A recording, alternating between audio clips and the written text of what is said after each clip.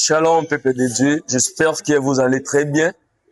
Et de ma part aussi, Dieu fait grâce. Tout le monde partager, penser au Zambé à mettre mis sur la terre afin de partager. Toi, dans la saison, il y a Adulam. Adulam est un lieu de refuge, mais Adulam aussi est une manière, il y a Zambé, que sa moto, et single na yo moto, au dépendre de Zambé complètement. C'est pour cette raison qu'on a Adulam et c'est que David a qu'il combattre Saoul parce que ça qui menacé. Mais quelque part, bien Zoloba, Zambé est ici Eli, alobi kende na Torah de Kérit.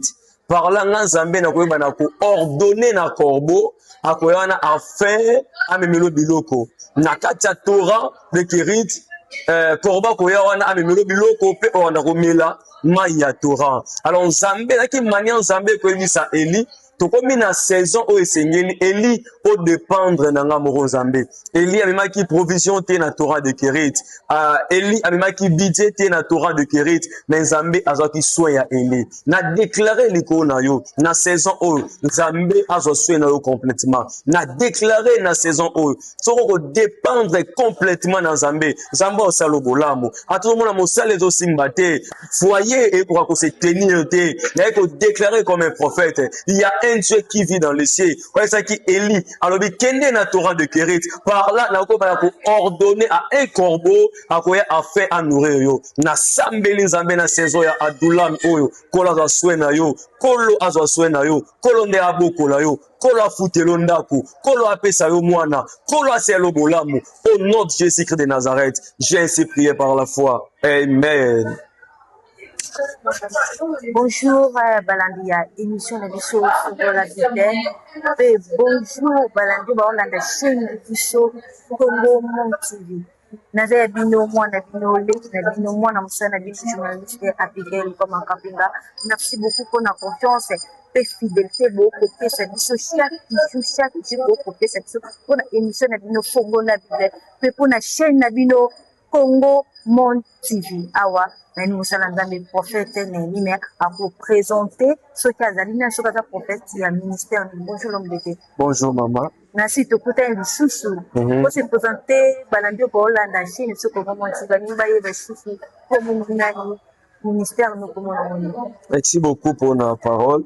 Je suis le prophète Néhémie Nonga, le fils de son père, le pasteur responsable d'une grande communauté. Parole de vie en Christ, temple de Kikaïzo. Oyo central na Ngwezwami, avenue Miningulu, numéro 27, quartier Unocide, commune de Kalamu, référence, marché Ezo, bar, terrain Ezo. Voilà. Merci beaucoup. Thématique de Mokola Lelo et Zali, la paix spirituelle pour se libérer de maris et de femmes de Dadi, comment une thématique pour le Lengeni?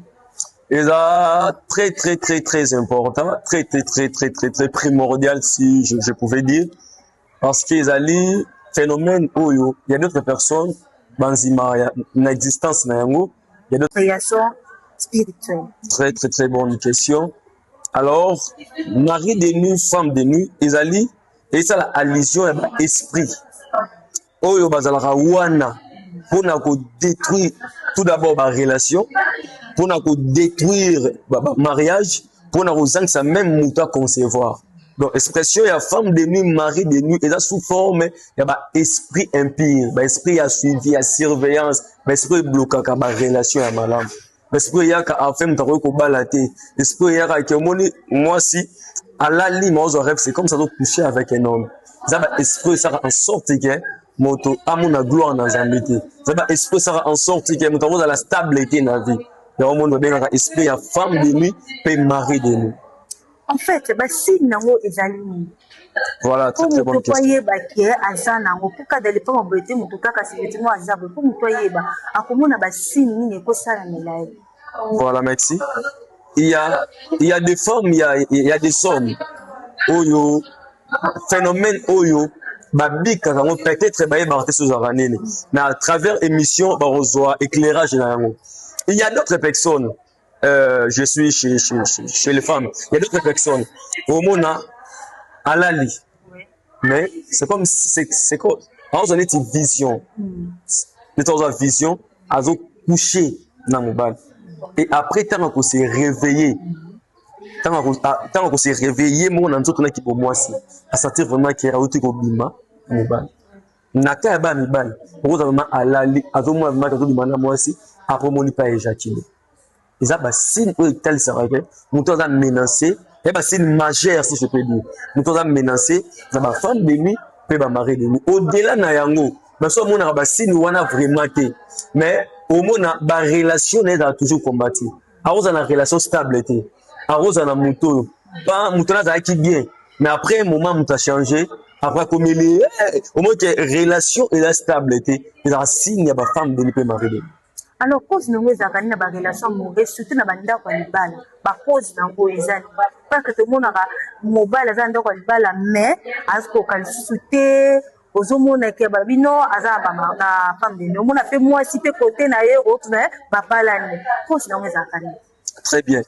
Il y a d'autres personnes babali mais bakoka concevoir te bako aussi mamwana te. Pourquoi? Parce que tout d'abord, femme de nuit aura tellement jalouse. Mari de nuit aura tellement jaloux. A kolingate mutu mususu azo contrôle ya vie na yo. Ceux qui nous soumis au bali, nous avons menacé na ba mari de nuit to femme de nuit. Et ils ont la passe pour concevoir. Ils posent la passe. Alors question là qui cause na oza makambo belé. Il y a d'autres personnes cause na oza ali. Le péché non confessé. Il y a d'autres personnes, oyo balongola bazemi, d'autres personnes bakena ndako nganga ko akanga mubali, il y a d'autres personnes asala loko moko abomba. Le péché non confessé. C'est ça en sorte que ba femme de nuit peut mari de nuit pour ba détruire bon. Biso pe baloba ke za kala bakati ba kuti net ba kintu. A partir ba kintu di walo ko expliquer parce que ba mari de nuit c'est utaka ba. Alukelo da mobali déjà na boka yo ye ba ko yo ko bala e akomi ko yelo na buta komi ko péché ba makabu. Est-ce que ils ont vrai tout ça kala. Effectivement, c'est ba kintu di wana. C'est vraiment une réalité. Pourquoi? Parce que ils ont ba chose na biso depuis bon mois na bango. Déjà c'est le Poutine na bango. Bah il faut qu'on moi so abala mo X. Après que kola ya jeune fiwana a sali chemin mususu. Yiba ke arozala menacer na ba mari de nuit. Nous on va préparer pour na comme un mari de nuit pour nous. A koti kaye kinyate. Ata a coûté na relation ni bandi bien. Relation et resuka mabe. Pourquoi? Parce qu'il y a un esprit de mari de nuit où ils sont tourmentés via Mutuana. Il y a un esprit d'une femme de nuit où ils sont tourmentés par Mutuana. Il y a certaines personnes, c'est comme si ils avaient une illusion. Or, ils ont réalité où plusieurs personnes babi kaka. Plusieurs personnes. Il y a un man de comment il y a moi aussi, mais on concevoir. Après ça, il y a un esprit de mari de nuit où ils ont dérangé. Nani ko les prières dans l'année na prière on a chassé cet esprit et Dieu a fait grâce les lois à Ebala Simba banana. Merci beaucoup l'homme de Dieu. Quelles sont les clés spirituelles pour libérer des situations? C'est la repentance sincère et la foi. Parce qu'il y a certaines personnes qui ont jadis parce qu'ils pratiquent Yamade, péché non confessé et puis ça va esprit méchant porte d'entrée pour ma côté. Alors par là, essayez les moutons. Deux bateaux dans l'abisso. Ceux qui sont dans le camp au sala. À travers une émission au Luka au confessé en haut. Numéro n'a au Baotiawana. Contactez nous en PV. Il y a un prophète. Tana sala kibou. On va prier. Si mon peuple s'humilie, il se détourne de leur mauvaise voie. Ce que font les motés manayo. Pour ça les repentance sincère. Après quand on a les balles, on a combien de zémolongolaki. Moubale ozana est-ce que vous avez une voie normale? Ils ont porte d'entrée mobimba où ils ont en sorte que femme de nuit, mari de nuit, pas de supériorité na vie ya ba. Alors clé ya malheur pour qu'on se libérer dans l'esprit wana, ils ont repentance sincère. Repentance sincère.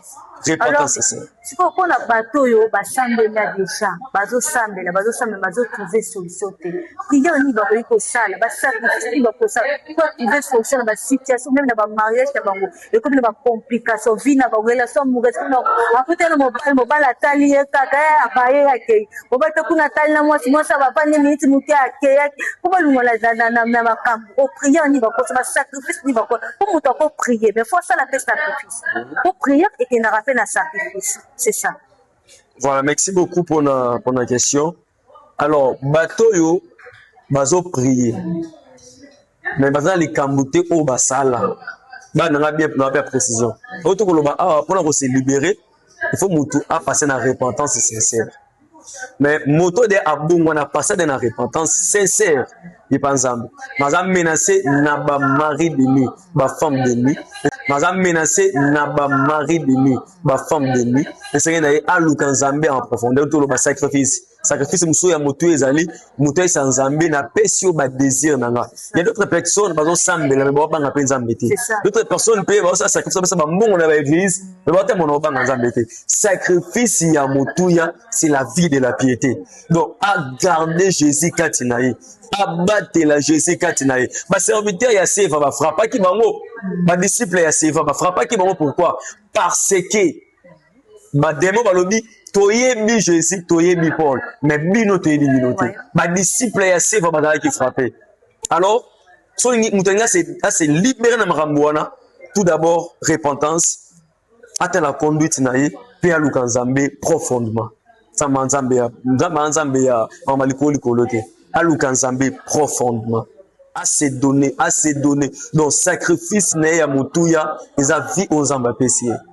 Donc, on a tout d'abord, Kayen Abel, offrande de Kayen qui agréé, mais il y a Abel qui agréé. Mais tout d'abord, le lobby qui est tout d'abord, pour agréer Abel, il faut non agréer une personne avant son offrande. Pour agréer Abel, ainsi que son offrande. Alors par là, essayez tout d'abord, motoyer moko azala offrande agréable pour Nzambe, ça m'a libéré na maramboa. Alors, conseil nous couper ça na ba jeune, pe ba jeune garçon ou bazule kana situation au ba comme ma vie na ba dans le yenge film ko ni expérience ou ye ko mi belongo ba l'air un jour parce que le retour ça na lelo et sur le cas de l'autre ekoyela kabiso na ba momoko boye otozali na tosi de loko moya bien parce que biloko wana ekomi koyela biso conseil nous couper ça na ba jeune bon ba jeune na mikolo makambo belé zobe ba cause ba penser na bango c'est ça à cause ba penser na ba sala ba biloko mabe parce que to ba ko na moment moko boye ba ko ba di moya bien biloko wana ekomi ko rattraper bango conseil nous couper ça ba puis motivation nous. Merci beaucoup maman Abigail. Tout d'abord, nangina atanzo loba Saint-Esprit soufflinga cause à makambo belé ozo sala ba jeune belé surtout la masturbation.